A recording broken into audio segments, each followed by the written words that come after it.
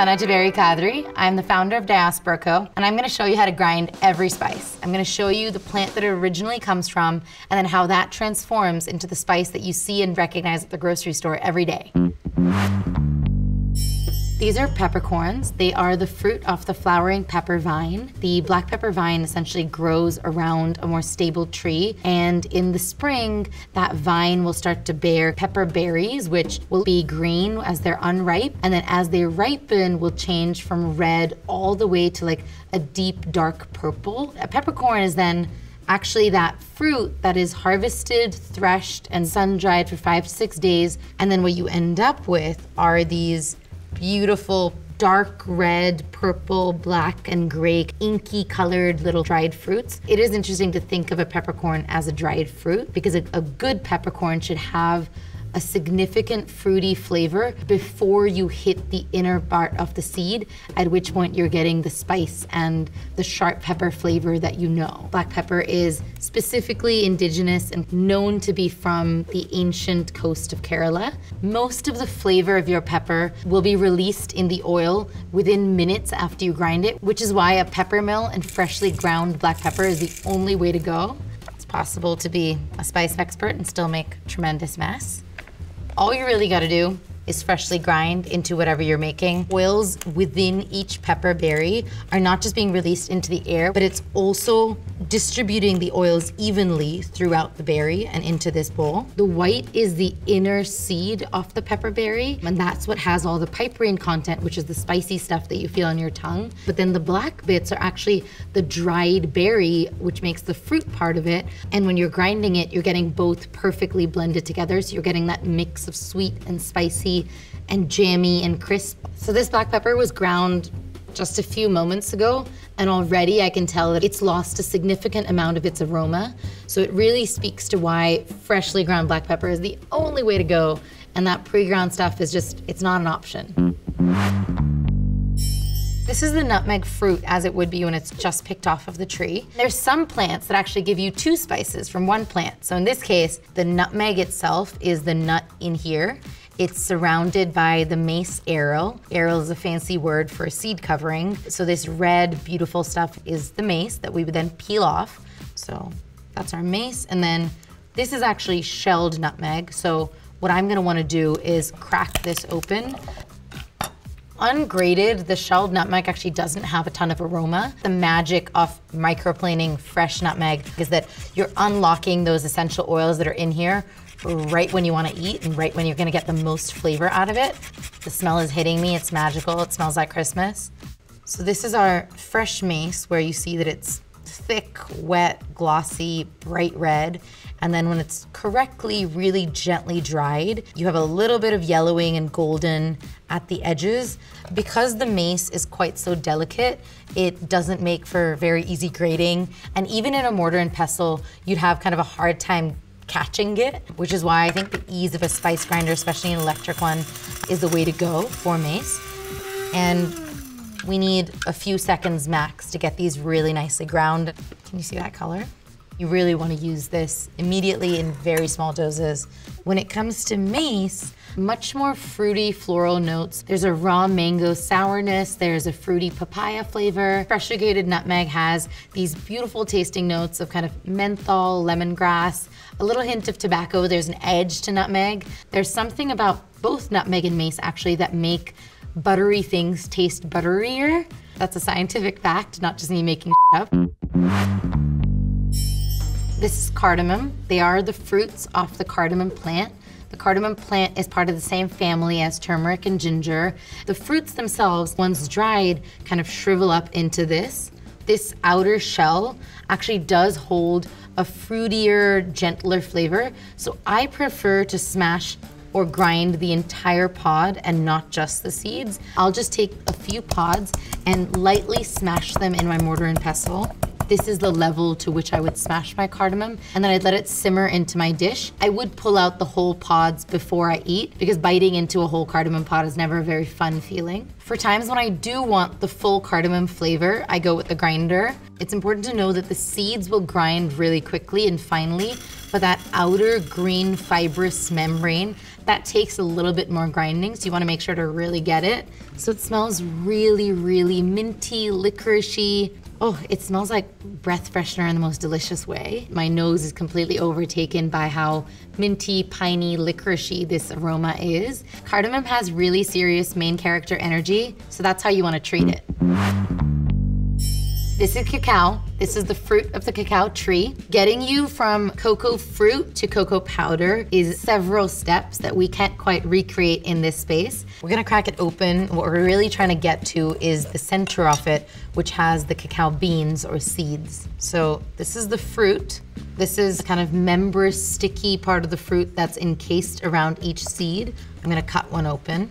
These seeds will be fermented and then roasted, which will bring them to their cocoa nib form. These will be ground for a very long time, put through a hydraulic press, taking out as much of the cocoa butter as possible and separating out just the cocoa solids. All of that processing is what gets you to this ingredient that we all know and love, cocoa powder. What most bean to bar chocolate makers would call the terroir of the cocoa powder. That expression of where it grew and where it came from is that it's very fruity and bright. Depending on where it's grown, it can have a huge range of flavors and aromas. This is sumac. In specific, it's staghorn sumac. These bright little red berries grow in clusters on the sumac tree.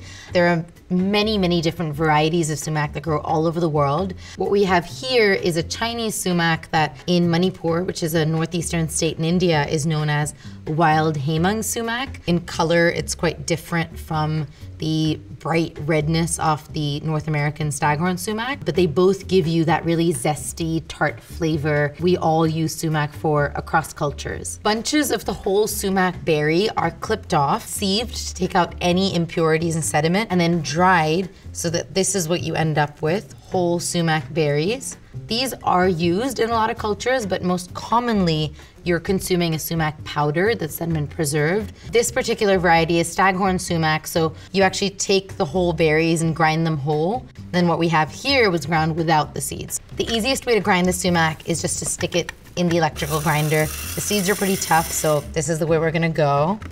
So you can see that this sumac has a much richer, kind of darker red than this variety. In most cases, I would actually sieve it down so that some of these chunky seeds that didn't break down can be taken out.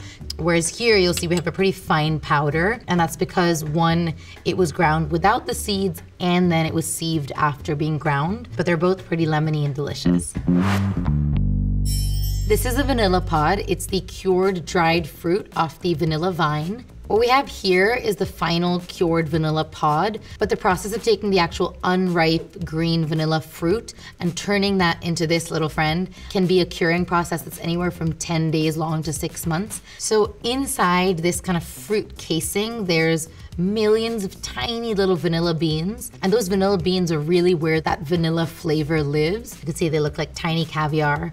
Right now I'm smelling plums, I'm smelling prunes, but when you extract that flavor into either an alcohol or a fat like milk, that's when you get the milder, more vanilla flavor. Only 1% of the vanilla flavors that you're tasting out in the world are actually made from real vanilla beans, and that's because they're so scarce, they're so expensive, they're so hard to grow. Most of what we're consuming on the market is actually fake vanilla flavoring. Real, true vanilla, which is what we have here, has many, many more notes. I always find it funny when people say, oh, something's so vanilla, because vanilla is actually like a deeply complex, like, spice that's embattled in, you know, all kinds of global wars across history. It's anything but vanilla. This is star anise. It's the dried fruit of a small evergreen tree that's actually part of the magnolia family. The fruit does have seeds, but unlike a lot of other spices, the seed is not where the flavor is with star anise. The flavor is in the dried fruit that's dried around the seeds. So they're picked when they're green and they're ripe, and this brown color develops as they dry and shrink. And they add a really kind of delicate licoricey flavor to soups, to broths. I love using the star anise whole, but if you do want to grind it, because it's a dried fruit, it's not very hard. So you can just give it a slight grind in a mortar and pestle. So that's kind of a lightly ground up or kind of smashed open star anise. So I do recommend the powdered form of star anise for specific Chinese spice blends, but my preference is to use them whole. Adding star anise to a bowl of beef broth is the perfect way to balance out the richness of the meat with the fennel and licorice flavors that it's so known for. This is garlic. It is the bulb off the garlic plant. The garlic scapes here. The bulb down here, currently it's a young plant, so it's just a single clove, and then this is a root system down here. So the bulb is where all the nutrients of the plant live, but it's also where the flavor lives, which is why that's the part that we most commonly eat. But the scapes up here are also really delicious. Anywhere you want a more herbaceous garlic flavor and a grassy garlic flavor. There's a couple of different ways that we can turn the garlic bulb into garlic powder. These chips that we have here have been oven baked. The second method is the method that most farmers around the world are using because it's foolproof and it only relies on the sun. You're taking these garlic cloves and you're grinding them up to a pretty fine paste, bringing all of the moisture to the surface when you're grinding it. And that means that there's more surface area from which the garlic will then dry and the moisture will leave the cloves. So we have some pretty smashed garlic. What I'm basically gonna do is I'm gonna collect all of that garlic.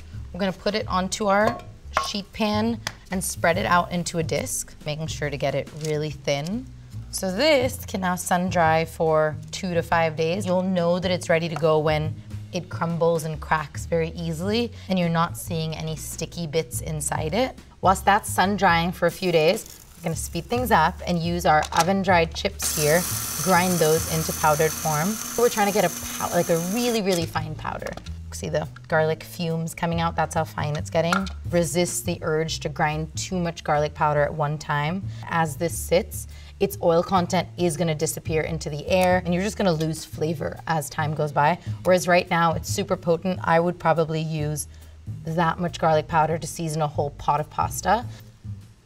It's actually got a caramelized flavor from the baking process, so it's not the sharp, pungent garlic that you know in raw form. I think the magic of garlic powder is just how convenient it is. Garlic powder is very democratic in how well you can use it across cuisines, across cultures, and it tastes incredible.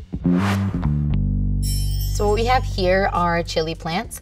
You might know them as pepper plants. When Christopher Columbus landed in the Americas, he was looking for pepper. What he found instead was chilies. He didn't know that they were chilies, so he decided to call them peppers. Meanwhile, true peppercorns were all the way across the world in India. We're gonna get rid of our fresh chili plants and we're gonna bring on 3 different varieties of sun-dried whole chilies. We're gonna start from mildest to hottest. So the first one that we have here is paprika. Paprika in particular doesn't refer to a specific chili variety. Paprika powder can really be made from any mild pepper. Next up, we have Guntur Sanam, which is one of my favorite chilies. It is a medium hot chili that's now cultivated on the southeastern coast of India. Our last pepper here is the ghost pepper, or as it's known in Manipur, the Sivathe chili. This is the 3rd hottest chili in the world. But one of the things I really love about this chili in particular is that it has flavor as well. It's not just pure heat. So across the board with whole chilies, I think it's easiest to use an electric spice grinder. It does the job really well, and with a mortar and pestle, there's more of a risk that you're gonna get some chili particles flying up into your face, and I'd like to avoid that. Jesus, those fumes, do you see them? I gotta put a mask on. We're also putting on some sexy safety goggles. Next up, we're doing Guntur. I'm gonna take the stems off because the stems don't have any flavor in them and they just taste like dirt. I went ahead and I ground the paprika and the Guntur Sanam. I haven't ground the Sivathe because everybody in this room would be crying. With the paprika, we've got a really mild sweet powder. There's a chocolatey flavor. I smell bell pepper. I'm gonna take the littlest taste, even though it's mild. So I won't be tasting the other one. There is a little bit of heat, but it's mostly sweetness. So paprika powder is really something that you want to use where you want more color and flavor rather than heat. Next up is Guntur Sanam. It has a tangy, fruity flavor. It's got a ton of floral notes. For me, Guntur Sanam is kind of the perfect chili. It's an all-rounder because you're getting flavor and you're getting some amount of heat. Anywhere that calls for a red pepper or a chili flake, this is my go-to. Our final chili is the ghost pepper or the civethe chili. We won't be grinding it because it's not really used traditionally in its ground form, simply because it is so spicy that the powder would be unusable. My favorite way to use a civethe chili is to just stick a single chili into a big pot of beans. I'm talking like a pound of beans. It imparts this fruity, smoky flavor to the rich, creamy beans. The most important thing to remember though, when the beans are done cooking and you're about to serve, you have to take this little friend out. Otherwise, it's gonna make somebody's bowl very, very uncomfortable. This is saffron. It's the most expensive spice in the world. These tiny flowers that only bloom one time in the year are harvested, and what we really want as the pure saffron you know today is the stigma of this flower, so these little red bits sticking out here, and it would actually take thousands of these saffron flowers to produce just 1 kilogram of pure saffron. So what you really want for the purest, highest grade of saffron is the trumpet-shaped tip of the stigma that's a deep red. That's then dried until it becomes the saffron we know. This is kind of a final dried stigma, whereas this is a fresh stigma. So this tip will actually be pressed and flatten out a lot more until it becomes this shape and the color shifts.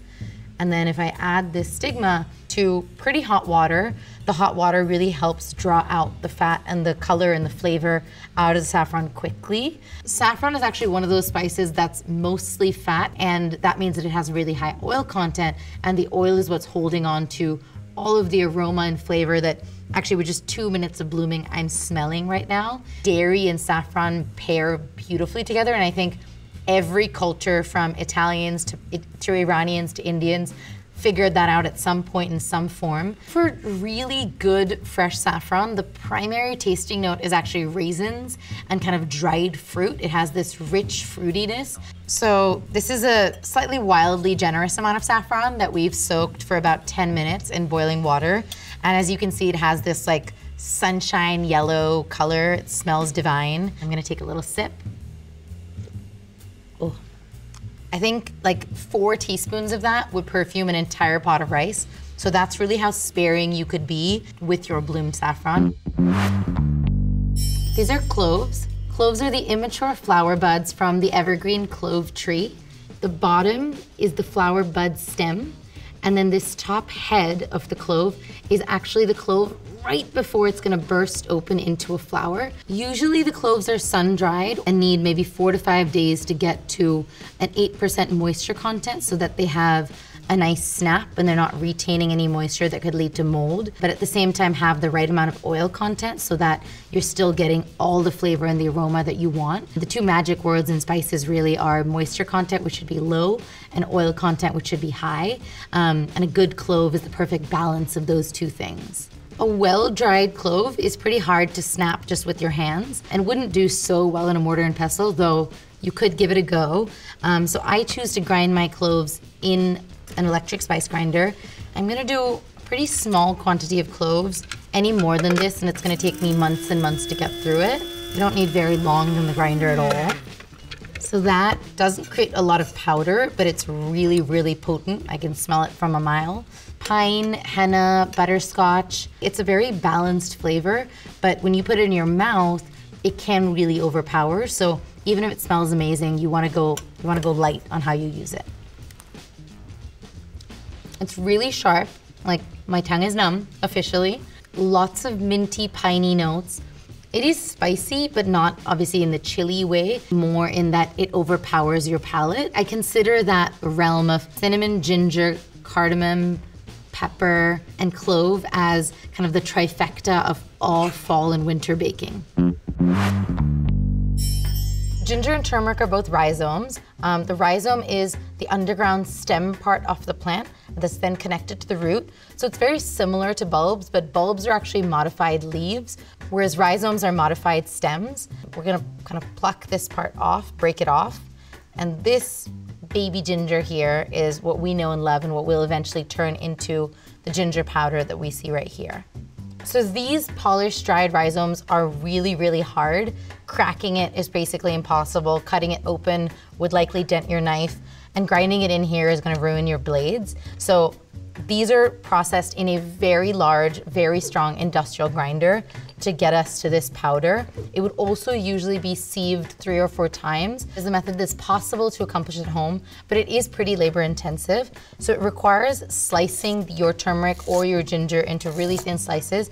You can either sun dry them for 2 or 3 days, or you could stick them in the dehydrator, at which point they'll take about 1 day. They're still quite fibrous, so you'll need to sieve it. You're running your powder through a fine mesh strainer, and what that'll do is it'll take out your fibrous chunks that you don't want. You could also chop it up into small pieces like this, so that there's more surface area for the drying.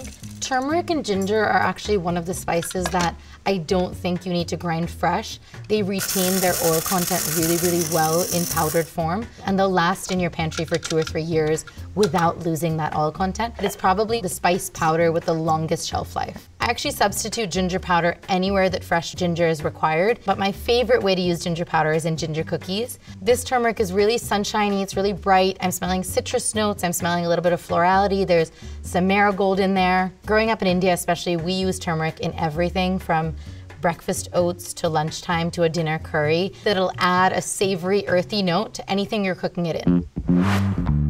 These are cinnamon. They are both the inner barks of 2 different evergreen trees. This here is cinnamon verum, whereas this here is cassia.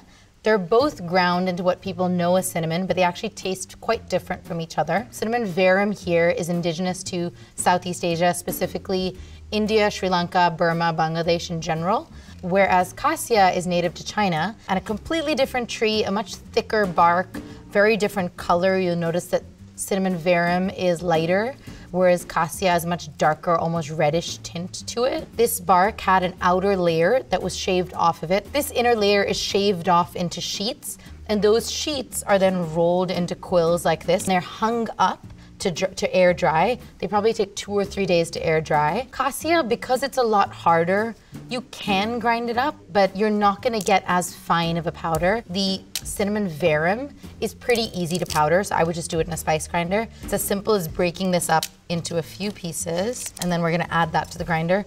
I would go with the spice grinder just because you're not gonna be able to get a fine powder with a mortar and pestle. So that's our cinnamon powder. There's a brown butter, there's honey.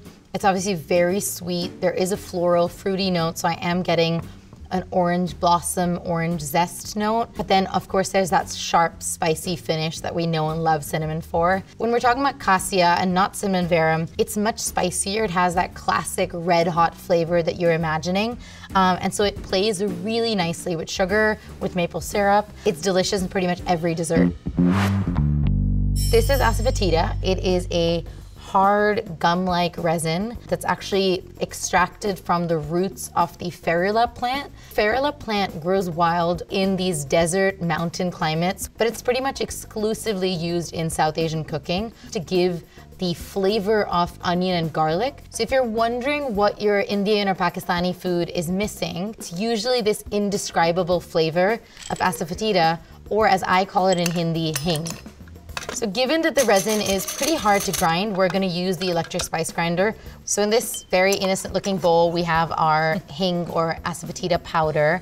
It does have a really, really strong sulfuric smell. When used in cooking, the hing really imparts a allium-like, oniony, garlicky flavor. And in a lot of Indian cooking that's very simple or specifically vegetarian, hing really has the power to make a dish taste like it's a lot more than the sum of its parts.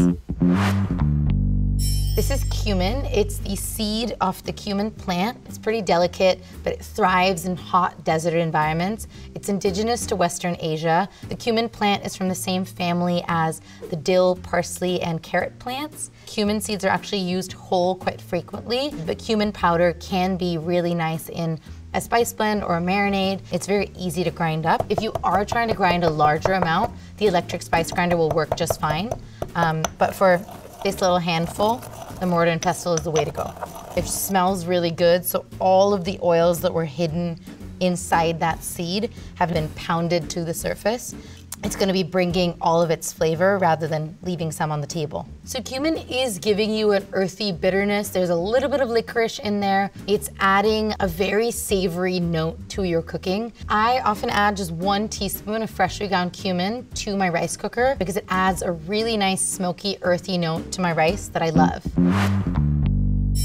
This is coriander. They are the seeds off the cilantro plant. Coriander is the name of the seed, whereas cilantro is the American name for the leaf. But a lot of people around the world actually use coriander interchangeably to mean the seed or the leaf. These leaves will eventually flower, and then once we have flowers, those flowers will turn into bright green version of these little seeds that we see here. Coriander seeds are actually one of the spices that are easiest to grow at home. Wait until the plant completely browns, and at that point, collect all of your coriander seeds from the top, and you can dry them either sun-dried for a few days or in an oven for maybe a couple hours at really, really low heat, and you'll end up with these lemony, zesty corianders. It's quite a soft seed and really easy to do in a mortar and pestle, but if you do want to do a larger batch, you can go ahead and do it in your electric spice grinder.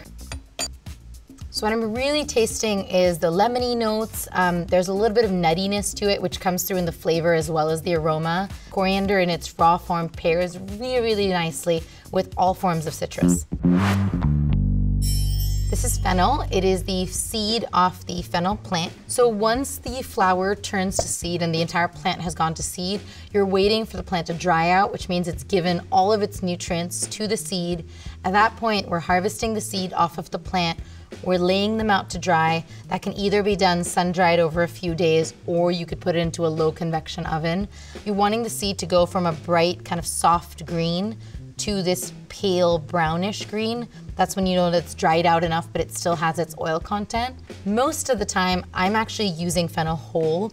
In India, fennel is candied in sugar and eaten as a digestive, so I grew up thinking that fennel was candy, but especially in Italian cooking, fennel pairs really, really nicely with pork. And at that point, I do like to lightly smash it. All I wanted to do is release a little bit of the oil so that you're getting as much flavor as possible, but I still want the texture and the crunch off the whole fennel. The kind of sweet anise, licorice notes that you're getting from fennel cut through the richness of pork really, really nicely. Mustard seeds are seeds that come from the mustard family. The mustard plant has many different varietals. One varietal can produce yellow mustard, another varietal produces black mustard. But when you actually look at the plant, not the seeds, they might look very similar, but the seed variety produces really different colors. Of the 2 different varieties, yellow mustard is much sweeter. There's notes of maple, there's notes of nuts, whereas the black mustard is much sharper and more pungent, and it really has that distinctive brassica edge to it. Black mustard seeds are traditionally just used in their whole form. Similar to sesame seeds, they add that textural crunch. In whole form, especially when they're fried, they really add a nuttiness to your cooking. Whereas yellow mustard is traditionally powdered. It smells like cooked Brussels sprouts in a way. It's quite soft. But then when I'm tasting it, it's a really sharp hit of mustard. It's very pungent. It's quite spicy at the back of my tongue. So it is a good lesson that spices can smell one way and then taste a completely different way. So if you did want to turn yellow mustard into mustard the condiment, all you really need to do is grind the yellow mustard seeds with a little bit of water, some vinegar, some lemon juice, probably a little bit of salt, until you get that thick consistency, and you have fresh mustard. So the most traditional use for black mustard seeds are toasting them in a fat, which is called a tadka. It's a process of blooming the spice. That also gets the mustard seeds really crispy and toasty, and that makes a beautiful garnish on pretty much anything. I add it on top of my dals or my vegetables. Whether it's yellow mustard or black mustard, adding mustard seeds is just a really nice way to add a sharpness and a pungency to pretty much any dish. Now that you've seen how almost every spice goes from plant to pantry, my hope is that it really inspires you to use these spices with a lot more confidence and honestly just have a lot more fun with them. Understanding where spices come from is a really important part of connecting with foods of different cultures and really driving home the point that flavors connect all of us.